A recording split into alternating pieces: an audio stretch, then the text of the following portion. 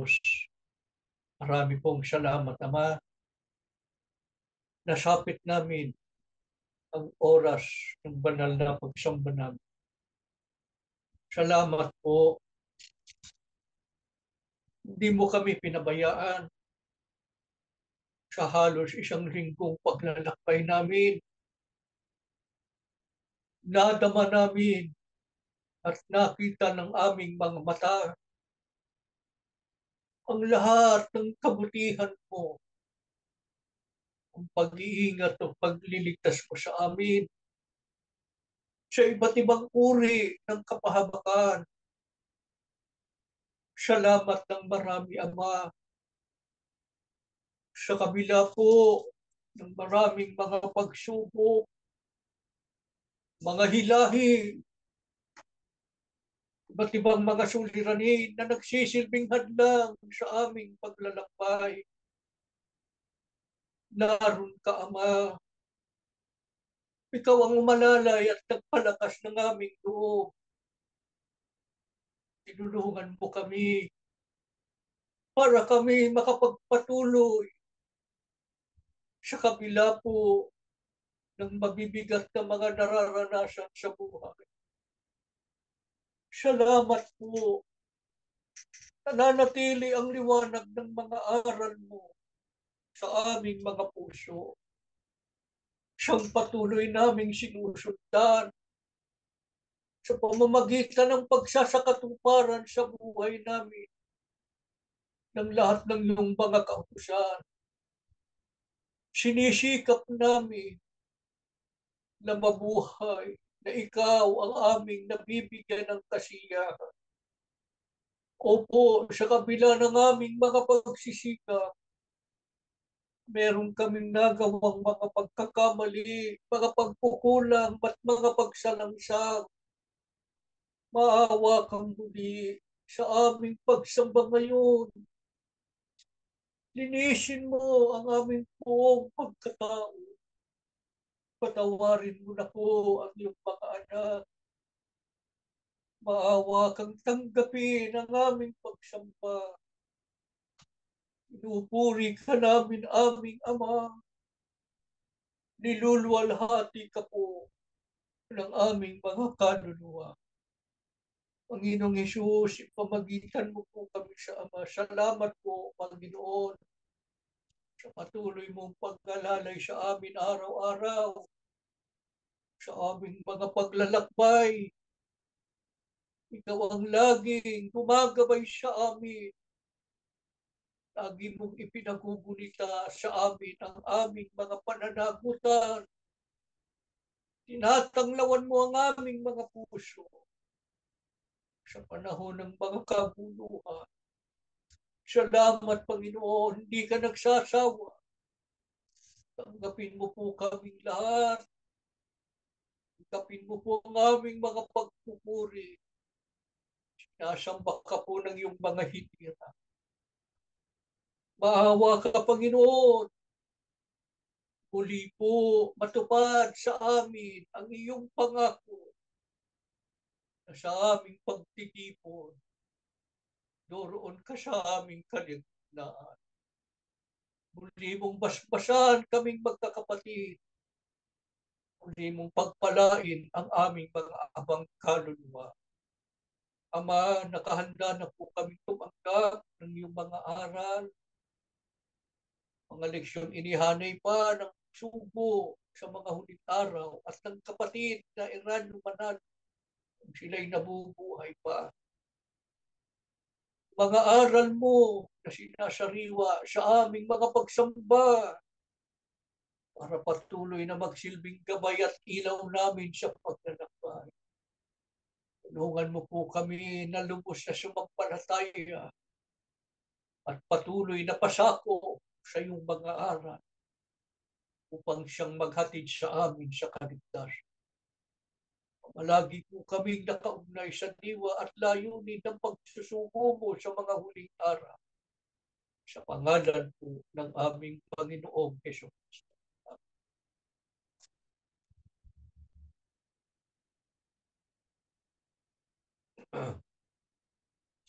Mga mahal na kapatid. Tapos tayong sumasampalataya ang Iglesia ni Cristo ay pinangaral po ng na si kapatid na Felix Manalo at itinaguri si kapatid na Eranio Manalo ang siyang tunay na Iglesia tinatag ng Panginoong Kristo. Kaya ito po ang tunay na Iglesia siya. Sinasampalatayanan din po natin na ang mga aral na ating tinanggap mula sa sulat ay mga dalisay na mga salita. Kaya nga po, binigyan natin ng mataas na pagpapahalaga ang pagsunod sa mga kautusan ng Diyos sa pamamagitan ng paninindigan sa katulian at katotohanan sa harap ng matinding pag-uusig at pagdidik.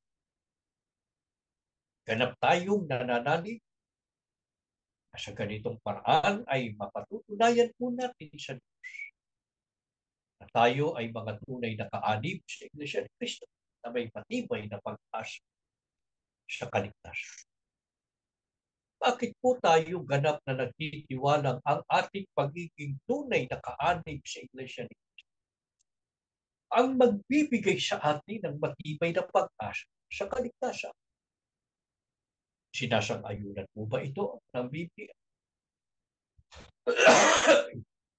Sino po ang nagpapatotoo na ang pagiging tunay na kaanib sa Iglesia ni Cristo ang siyang tanging paraan upang matamo ang kaligtasan? Ang Panginoong Jesucristo mismo. Ano katunayan? Ang sabi niya sa Juan 6:9 sa Revised English Bible, I am the door. Anyone who comes into the fold through me will be safe. Tagalog, ako ang pintuan. Sino man ang pumasok sa loob ng kawan sa pamamagitan ko ay magiging ligtas. Alin po ba ang kawan na pinapapalooban ng mga pumasok kay Kristo? Na tiyak na maliligtas. So marami na po nating pag-aaral ang kawan sa Gawa 20:28 sa salin ni Ginoong Lamsa. Ang kawan ay ang Iglesia ni Kristo. Sa makatwid, sino mang pumasok sa loob ng Iglesia ni Kristo sa pamamagitan ni Kristo, tiyak na magiging ligtas. Para yan ay lalong pagtibayin ng Panginoong Jesucristo. Ano ang sinabi niya? Ginarantiya ng Panginoong Jesucristo sa Iglesia na kanyang itinayo. Ang Iglesia ni Cristo. Sa Mateo 16:18, ang sabi niya, itatayo ko ang aking Iglesia. Yan ang Iglesia ni Cristo. At ang kapangyarihan ng kamatayan ay hindi magtatagumpay laban sa kanya. Hindi ibig sabihin hindi na mamamatay kapag ang tao ay tinagdaan ng Diyos ng kamatayan. Subalit, abutin man ng kamatayan, merong pagkabuhay na mag-uli. At sa pagkabuhay na mag-uli, pinahayag ng mga apostol, ang mga kay Kristo, ang Iglesia ni Kristo, ay unang mga bubuhay na mag-uli para sa buhay na walang hanggan. Kaya hindi magtatagumpay ang kamatayan. Yung unang kamatayan, pagdating ng Panginoong Jesucristo, babangon ka naman. Bubuhayin ka mag-uli para pagkalooban ng buhay na walang hanggan. Kapag inabot ka ng Panginoong Jesucristo sa kanyang pagbabalik, na buhay, hindi ka na mamamatay. Magkakaloob din sa iyo ang buhay na walang hanggan. Yan ang ibig sabihin ng pahayag ng Panginoong Jesucristo. Ang kapangyarihan ng kamatayan ay hindi magtatagumpay laban sa kanya. Kanino? Sa Iglesia ni Cristo.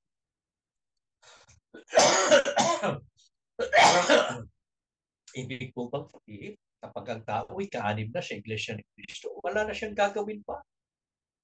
O kaya naman, kahit naggumawa pa siya ng masama, ligtas pa rin. Aba, hindi. Mga kapatid, paglilinaw lamang, hindi sapat na kaanib sa Iglesia ni Cristo at ligtas ka. Meron kang matibay na pag-asa sa kaligtasan. Meron ka ng passes. Pero wala ka pa sa kaligtasan. Hindi ka pa ligtas. Meron ka pang gagawin. Kailangan nating sundin ang mga aral ng Panginoong Jesucristo. Ang tunay na Iglesia ni Cristo na sumasampalataya ay sumusunod sa Panginoong Jesucristo. Ano katunayan? Ano tiniyak ng Panginoong Jesucristo noon pa? Sa mga kaanib na sa Iglesia ni Cristo, subalit hindi sumusunod sa Kanya. Manapay na bubuhay sa kasamaan at katiwalian. Sa Juan 3:36, ang sabi niya ng Panginoong Jesucristo, ang hindi sumusunod sa anak ay hindi magkakaroon ng buhay. Sa halip, mananatili sa Kanya ang puot ng Diyos. Ang puot ng Diyos. Yan ang kamatayan sa dagat-dagatang. Mananatili ka doon. Yun ang naghihintay sa iyo. Kahit Iglesia ni Cristo ba. Pero kung hindi ka sumusunod sa Panginoong Jesucristo, sa mga tuwid, hindi lahat ng kaanib sa Iglesia ni Cristo tiyak na maliligtas. Hindi. Ang mga tunay na kaanib lamang po sa Iglesia ni Cristo na sumusunod sa mga kautusan ng Diyos at Panginoong Jesucristo ang maliligtas. Ang mga kaanib sa Iglesia ni Cristo na hindi sumusunod ay hindi magkakaroon ng buhay at hindi maliligtas. Sino pa ang nagpapatotoo na ang mga tunay na kaanib sa Iglesia ni Cristo ang maliligtas? Ang mga apostol. Sabi ni Apostol Pablo sa Efesos 5:23, tulad ni Cristo na siyang ulo ng Iglesia na kanyang katawan at siya ang tagapagligtas dito. Ang ililigtas ni Cristo bilang ulo ay ang kanyang katawan, yung sarili niyang katawan. Alin yun? Ang Iglesia. Ano pinuhunan ni Cristo upang mailigtas niya ang kanyang Iglesia na kanyang katawan? Sa 25-26, inihandog niya ang kanyang buhay para sa Iglesia. Umayod siyang mamatay sa halip na tayo upang matubos niya tayo mula sa kamatayan dahil sa ating mga kasalanan. Yun ang naghihintay sa mga taong nagkasala, yung kamatayan sa dagat-dagatang apoy. Pero tinubos na tayo eh.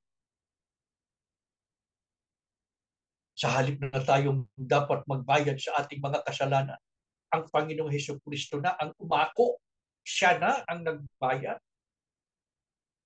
Gaano po kamahal ang bayad, ang mahalagang dugo ng Panginoong Jesucristo ang ipinangbayad para tayo maligtas. Kaya marapat lamang po na pahalagahan din natin ang biyayang kaligtasan dulot ng pagkatubo sa atin ng Panginoong Jesucristo. Yung pagpapahalaga natin ay dapat katumbas ng halaga ng dugo ng Panginoong Jesucristo. Paano? Huwag natin itong pagpapalit sa anumang ba. Kahit pa siya itinuturing ng tao na napakahalaga. Pagkat gaano man kahalaga ang isang bagay, hindi naman hihigit ang halaga nito sa dugo ng Panginoong Jesucristo na ipinangbayad niya para tayo maligtas. Diba? Huwag din po natin ito isusuko sa anumang mabigat ng mga pagsukuman, mga pag-uusap. Huwag din tayong papayag na ito'y maglaho dahil sa pandaraya ng mga tagapangaral na nagtuturo ng mga hidwang aral. Hindi naman itinuro ng si kapatid na Felix Manalo. Sa ano tayo tiyak na ligtas dahil sa pagtubos ng ginawa ng Panginoong Jesucristo? Sa Roma 5:8-9, yamang sa pamamagitan ng kanyang dugo ni Kristo. Tayo ngayon ay napawalang sala. Lalong tiyak na maliligtas tayo sa puot. Doon tayo maliligtas eh. Sa puot ng salima yung puot ng Diyos. Yung sinabi natin na yung walang hanggang kaparusahan sa apoy. Yung kamatayan sa apoy. Sa mga katuwid, hindi tayo kasama sa mga parurusahan sa apoy sa araw ng paghuhukom.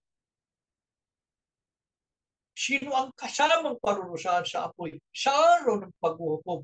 Ang mga hindi kaanib sa Iglesia ni Cristo. At mga kaanib sa Iglesia ni Cristo na hindi sumusunod sa Diyos at kay Cristo. Ano pa'y nabubuhay sa kasama? Ano patutuon ng Diyos sa kapalaran ng mga kaanib sa Iglesia ni Cristo? Sinong Iglesia ni Cristo? Tiyak na magtatamong po nito. Ang sabi po ng Diyos, Apokalipsis, mapapala ng mga patay na nangabamatay sa Panginoon mula ngayon. Oo, nasabi ng Espiritu upang sila'y magpahinga sa kanilang mga sapagkat ang kanilang mga gawa ay sumusunod sa kanila. Ang kapahingahan po ay ang pagtahan sa bayong banal. Na doon ay wala ng paggawa. Hindi ka na magtatrabaho para makakain. Hindi ka na maghihirap. Hindi ka na masasaktan o magkakasaktan. Wala nang luha. Wala nang panampitan. Higit sa lahat, wala na pong kamatayan. Pero sinong Iglesia ni Kristong tiyak na makapamamahinga sa bayang banal? Hindi lamang yung mga Iglesia ni Kristo sumusunod sa mga aral ng Diyos, kundi ano pa ang kanilang katangian. Ang sabi, narito ang pagtitiyaga ng mga banal, ng mga nagsisitupad, ng mga utos ng Diyos, at ng pananampalataya kay Kristo. Napansin po ba ninyo ang terminong ginamit? Narito ang pagtitiyaga ng mga banal. Ang mga banal yung binanal ng dugo ni Kristo, ang Iglesia ni Kristo. Sa makatwid, ang dapat na maging katangian ng tunay na Iglesia ni Kristo. Sumusunod sa mga aral, ibig sabihin malinis, matuwid ang pamumuhay. At matyaga. Bakit matyaga? Matyaga sa pagsunod sa mga kautusan ng Diyos at ni Kristo. Sila ang tiyak na maliligtas at makapananahan sa bayang banal. Pero bakit pa kailangan matyaga? Kasi kung hindi tayo matyaga, ay tiyak hindi tayo makasusunod eh. Sa hirap at bigat ng mga pagsubok, di ba mga kapatid? Kayo po. Marami tayong mga naranasan ngayon. Mga karanasan noon, patuloy na nararanasan. At tiyak na mararanasan pa. Mabibigat pang mga pagsubok, mga pag-uusig, iba't ibang uri ng kahadlangan para hindi tayo makarating sa kaligtasan. Kailangan magtsitsika tayo. Kasi kung hindi, mahadlangan tayo. Dahil sa lahat ng mga bagay na yan, tigil tayo, uurong tayo, tatalikod tayo. Huwag! Yung nagpapahalaga sa ating pagka-Iglesia ni Kristo, nagpapahalaga sa dugo na ipinambayad ni Kristo para tayo ay maligtas. Hindi papayag na matalikod. Hindi papayag na umuro. Hindi papayag na tumigil. Hindi kaya laging nagpapatuloy. Kahit may hadlang, kahit bumagsak siya, tiyak na babangon siya para magpatuloy pag marating niya ang kaligtasan. Yan ang tunay na Iglesia ni Kristo na tiyak makararating siya. Ano natin makakaya mga kapatid? Lahat ng mga nasasagupang mga pagsubok at kabigatian, lalo sa panahon natin. Ano ang magbibigay sa atin ng lakas at katatagan? Ang pagsamba tulad ng ating ginagawa ngayon. Kaya anong tagubilin sa atin na na binigyan ng karapatan sa kaligtasan, ang sabi ng Biblia, magpakatatag tayo sa ating pag-asa. Huwag nang mag-alinlangan sapagkat tapat ang nangako sa atin. Nating pag-aalinlanganan ang pag-asa na pinagkaloob ng Diyos sa atin. Paano natin ito patutunayan? Na matatag tayo sa pag-asa. Sino ang matatag sa pag-asa? Huwag nating kaliligtaan ang pagdalo sa ating mga pag-ipon. Yan ang mga pagsamba. Kaya ang Iglesia ni Cristo na matatag sa pag-asa sa kaligtasan, hindi niya pinababayaan ang pagsamba. Sa halip, tumigil, hina, malupaypay, wala ng pag-asa, sa halip na mangyari yan, ginagawa niya ay lalong nagtatalaga sa pagsamba. Kasi nauunawaan niya at sinasampalatayan. Yun ang magpapatatag sa kanya. At kung pababayaan mo pagsamba, paano ka patatatag? Lalo ka manghihina. Kasi yung pinabayaan mo, yung magpapatatag sa iyo, yung pagsamba. Ayaw wag natin pababayaan. Kahit ang pagsamba natin ngayon ay online, piniyaya ng Diyos sa atin yan, sa tulong ng teknolohiya. Dahil sa pag-uusig na ating nasa sagupa, hanggang ngayon,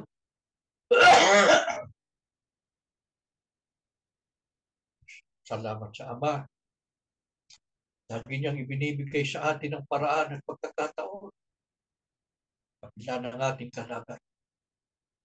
Para patuloy natin sa katuparan.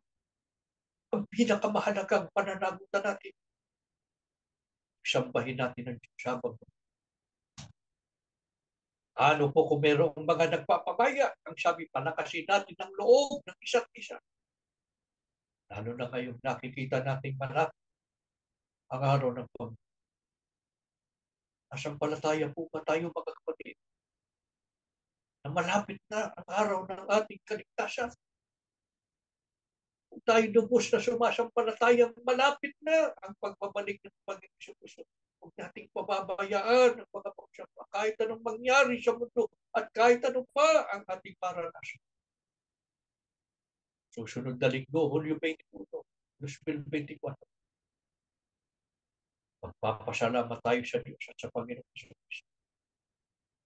Dahil sasapit ang ika-110 anniversary ng Iglesia. 110th anniversary ng Iglesia. Tayo ang unang-unang dapat na magpasalamat sa kabila ng ating kalagayan. Sa ating puso ang mag-aaral. Tuloy na nagpapahalaga tayo sa paglilingkod sa Kanya. At patuloy nating hinahanap ang bawat pagsamba.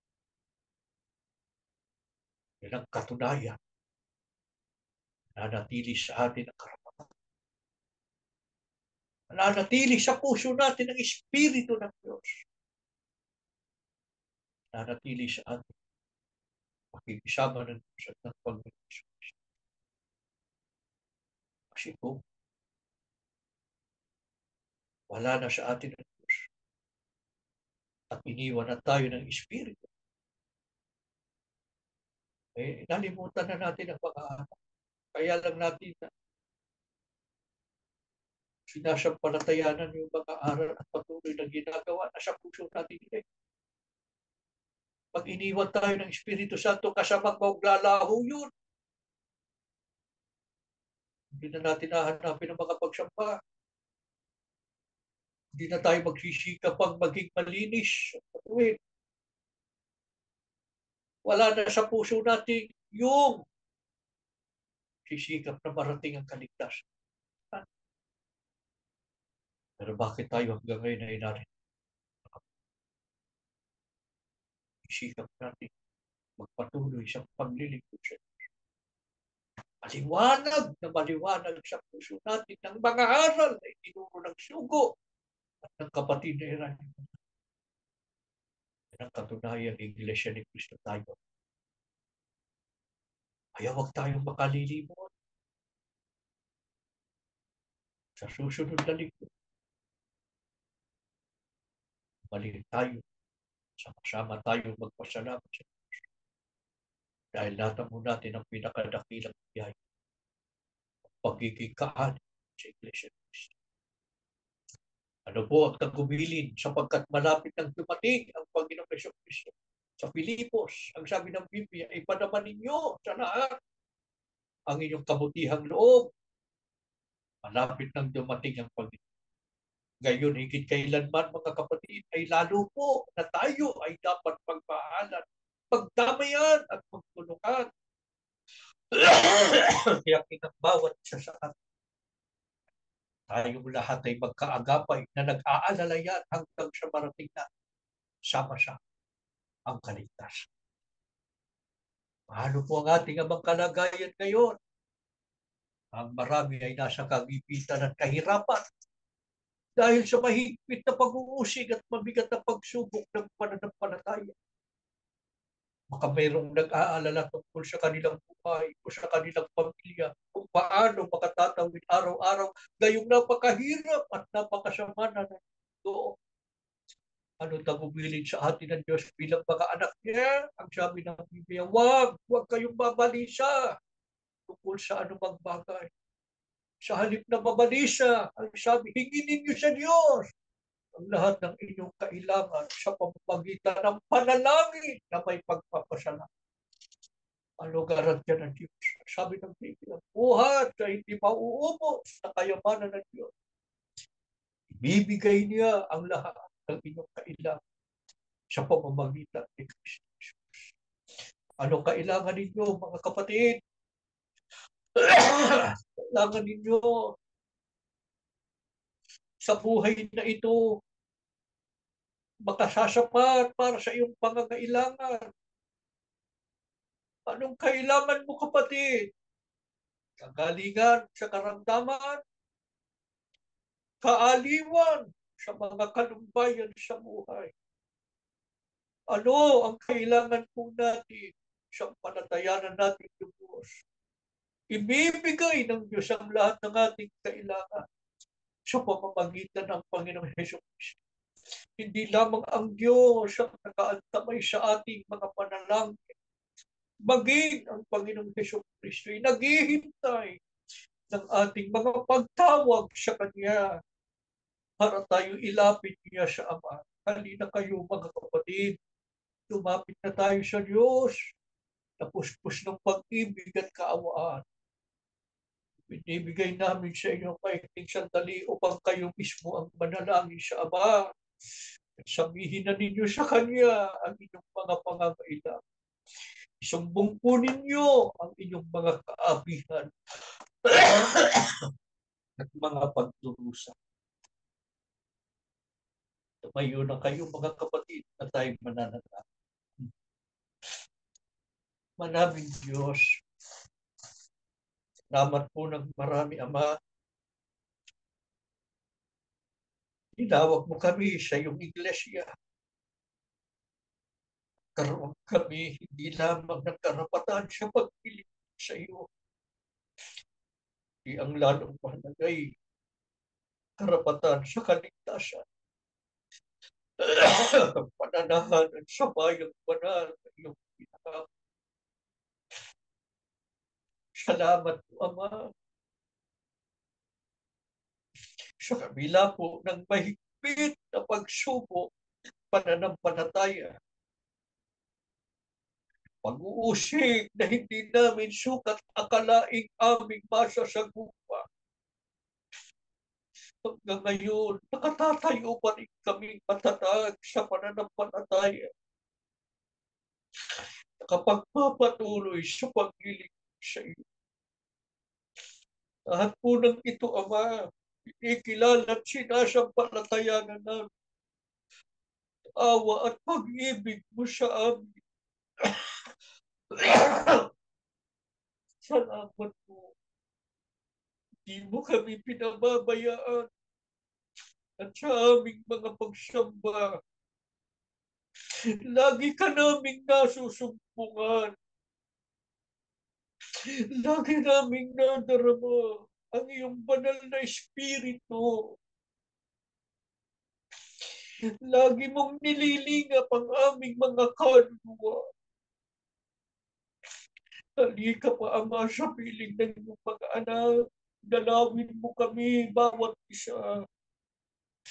Dalawin mo po ang aming mga tahanan. Makikita mo ang buhay namin araw-araw. Makikita mong pinagdaraan ang hirap ng iyong mga lingkod. Halika na, Ama, basbasan mo kaming lahat. Muli mo kaming palakasin. Muli mong lingapin ang iyong mga hinirap. Tulungan mo po laging magliwanag na maningning sa puso namin ang iyong mga aral. Makilala ng sanlibutan kami mga tunay mong mga hinirang na nabubuhay sa pagsunod. Nagtataglay ng malinis at matuwid na pamumuhay. Mga anak mo, nagsisikap na marating ang piling mo. Maawa ka po. Huwag mong bibitiwan ang mga kabataan, mga anak, kung naiwalay sa mga magulang.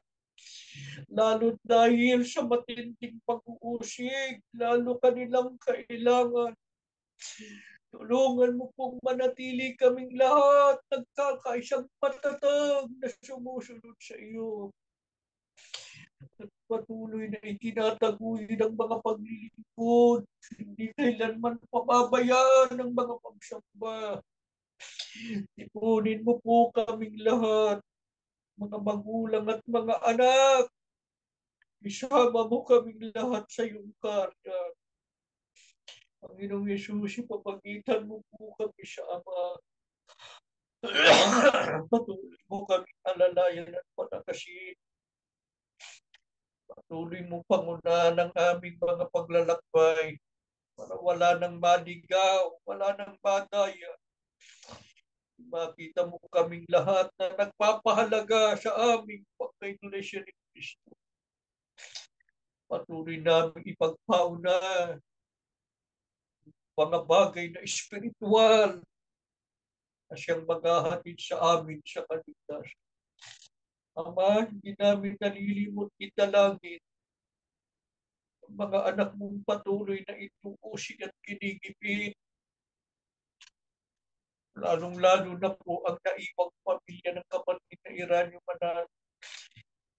Ingatan mo sila, bantayan mo araw at gabi. Patuloy na ipagkaloob ang kanilang pangangailangan. Mga nasa bilangguan, maawa ka, Ama, dumating na siya ng araw ng kanilang paglaya. Kung nagkakasakit, pag-agalingin mo, lalo ng kapatid na Tenny, patuloy na ipagkaloob ang buhay at lakas. Higit po sa lahat, Ama. Natili kaming matatag na nagkakaisa. Ano man ang mangyari sa mundong ito, ikaw lamang ang aming paglilingkuran, Ama. Ikaw lamang po. Bibigyan namin ng kasiya. Nananalig kami Diyos, Ama. Napigyan mo ng aming mga panalangin. Pinasbasan mo kaming magkakapatid. At sa dako pa ron ng aming pamumuhay, mamalagi ka, patnubay at kanlungan na sa pangalan po ng aming Panginoong Yesu Cristo. Amen.